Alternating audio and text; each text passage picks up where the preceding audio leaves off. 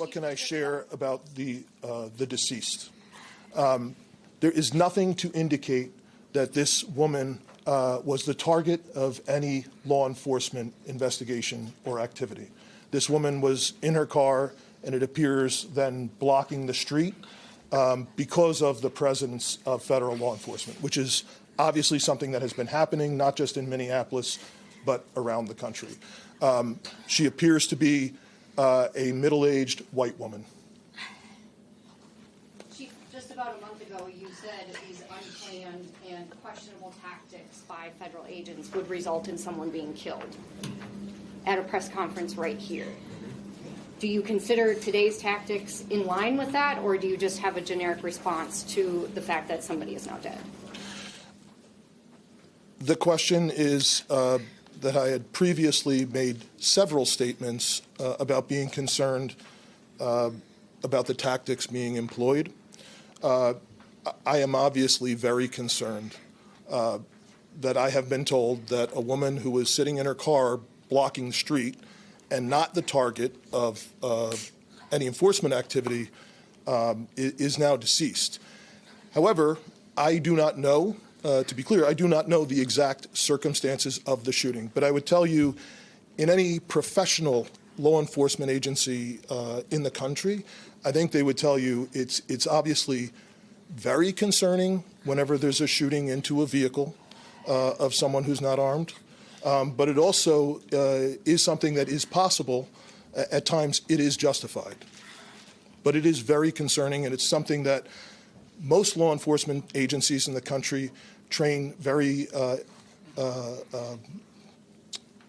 intensely to try and minimize the risk that law enforcement officers get placed into a situation that the need for deadly force would be necessary. Has there been any indication of that need in this case? I didn't hear the question. I'm sorry. Has there been any indication of the need to shoot into the vehicle? The question was any indication about the need. I guess getting back to the justification of this, I have not seen any information other than what I have communicated. Was she alone in the car? Were there children in the car with her? The question was if she was alone in the car. I know that I got there shortly after this call came in. I did not see anyone else with her while I was on the scene. However, I've since been told by our officers that have been with her the entire time that a spouse has arrived at the hospital. Mayor, just curious if you're thinking about contacting federal authorities to register your concerns about this, personally making phone calls, et cetera. Yes, we've been on the phone all morning. As soon as we learned about this, again, there were a series of priorities that we needed to go through. The first, of course, is to keep people safe and to help the victim in any way that we could. The second was to get ICE off of the scene. There was the notion that ICE agents would be necessary to create a perimeter around the scene itself. They themselves were creating the kind of dysfunction and chaos that they claimed to be trying to help with. And so the message that we delivered very clearly was to make them leave. Now, beyond leaving the scene, they should also leave our city and our state.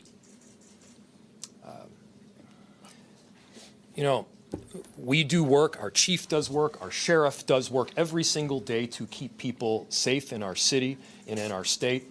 And crime is dramatically down. Crime is down.